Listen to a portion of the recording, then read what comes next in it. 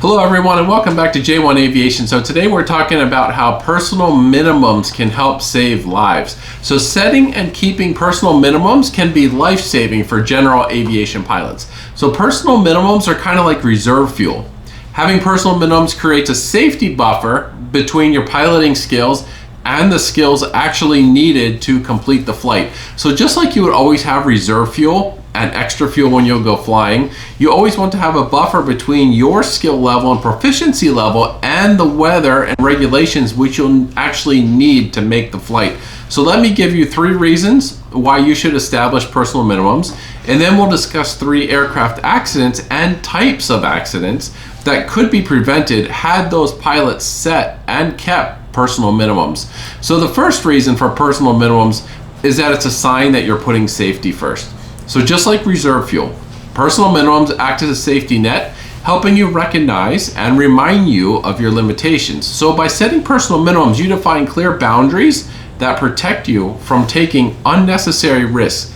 Personal minimums can help pilots identify a risk, and then it forces you into a decision, right? Either I'm going to respect my personal minimums, or I'm going to disregard them and go flying anyways. So for instance, if you're not prepared and uncomfortable flying in less than say a certain visibility or during challenging weather conditions, those limits are there to help keep you safe. They'll put a blocker in your way and give you the opportunity to say, I'm not going to fly today. So the second reason is it helps you with better decision making. So having personal minimums encourages good decision making. In aviation, you're often faced with quick decisions, especially regarding safety and operational limits. And by predefining your personal minimums, you're creating boundaries for making these decisions. So for example, if you know your personal acceptable weather conditions and those are not met, then you can confidently decide to delay or cancel your flight. So this clarity helps reduce stress and uncertainty. It also helps you avoid making emotional decisions based on outside influences before your flight. And outside influences can be very strong and have a big impact on decisions that you make. So personal minimums keep you from going, boy, I don't know if I should make this flight or not. It makes it a very black and white decision if you have those minimums. And then lastly, personal minimums help you build confidence, right? So when you set and stick to personal minimums, you gradually build your skills and confidence level. So these limits give you a structured way to expand your comfort zone. So for example, if you're only flying in clear skies and light winds initially, you might later challenge yourself to fly in slightly more challenging conditions as you gain experience. So this progressive approach helps you feel more comfortable and capable. So that's what we should be doing regarding personal minimums. Now let's look at some accidents which likely could have been prevented had personal minimums been set and kept. So the first accident, and really category as a whole, is continued VFR flight into IMC where the pilot lacks an instrument rating. So in this first case, a Beechcraft Bonanza was on a night VFR cross-country flight in the Midwest. The departure airport was VFR. The en route weather was forecasted to be generally VFR with patches of fog and low cloud layers forming overnight as the flight would reach its destination. So as the flight progressed, the forecasted fog and low clouds started to develop as the pilot reached his destination. The visibility dropped below VFR minimums. However, the pilot continued on towards the destination. So witnesses noted that the aircraft was seen flying erratically shortly before the accident, possibly indicating disorientation. The Bonanza crashed after a rapid descent consistent with loss of control. The accident was likely due to VFR flight into IMC, eventually leading to spatial disorientation. So now when we think about this, the pilot must have felt some pressure to make this flight, right? Because a night VFR flight into forecasted fog and low ceilings, I mean, that doesn't sound like the best decision for a non-instrument rated pilot. Having some personal minimums around visibility and maybe even increasing them at night, right, for an extra safety buffer could have prevented this unfortunate evening. So that accident possibly could have been prevented for personal minimums around visibility and ceiling. But what about personal minimums for wind? The FAA has determined that a significant number of GA accidents could be avoided if pilots were able to establish personal minimums for flight in windy conditions. So there are many examples of loss of control on takeoff or landing due to crosswinds. Unfortunately, these accidents occur when the aircraft is already on the ground, generally creating an expensive and an embarrassing situation, but oftentimes not fatal. So one quick example, a Mooney was attempting to land with a crosswind component that exceeded the aircraft's limitations, and apparently the pilot's limitations also.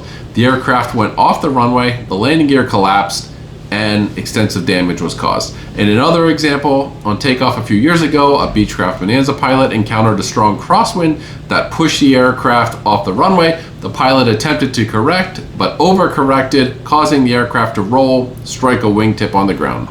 So when setting crosswind component personal minimums, one way to do that is to use a fraction. Example, say 75% of the aircraft's demonstrated crosswind capabilities as a personal maximum, especially if you have limited crosswind experience. Then as you gain experience, that can be raised. Also, don't forget to consider the gust factor, right? Gust factors can significantly increase the difficulty of a crosswind landing. Setting a personal minimum for gust limits or avoiding crosswind conditions with gusts altogether, if you have limited experience, might be the way to go if you don't have enough proficiency in that condition of weather. And then of course, have some alternate plans, right? So if you're making a flight near your personal minimums, be prepared with alternate airports or runways that have a more favorable wind alignment if a diversion becomes necessary. Now the last one is personal minimums regarding fuel on board. Now this stat is from about 5 years ago, and it's crazy. So 725 pilots have crashed an airplane due to fuel problems over the past 10 years.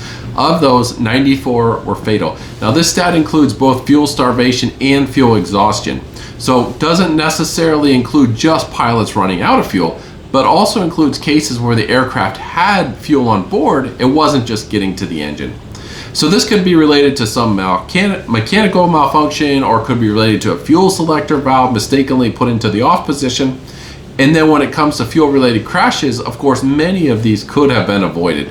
So when you start reading some of these reports, I mean, sometimes you just shake your head in disbelief. So in one case, a private pilot reported that he checked the Cessna 172's fuel tanks prior to takeoff.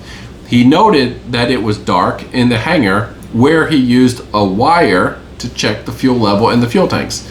He was not wearing his glasses. He thought he had an inch or so of fuel. He thought it was enough and then departed on a cross-country flight. During the flight, the engine sputtered, lost power. He turned towards an airport, lowered the nose, set up best glide, but couldn't reach the airport and conducted a forced landing into trees. So post-accident examination revealed that the tanks were empty. Fortunately, the pilot survived, but did end up with some serious injuries. So in another example, a flight instructor and a student departed from a grass strip from a training flight. Knowing that there was only a few gallons of fuel in the tanks, they decided not to refuel before departure, assuming that they could reach a nearby airport with fuel, even though there was fuel at the departure airport. Unfortunately, the aircraft ran out of fuel mid-flight, forcing an off-airport landing. Both occupants luckily survived, but the aircraft sustained significant damage.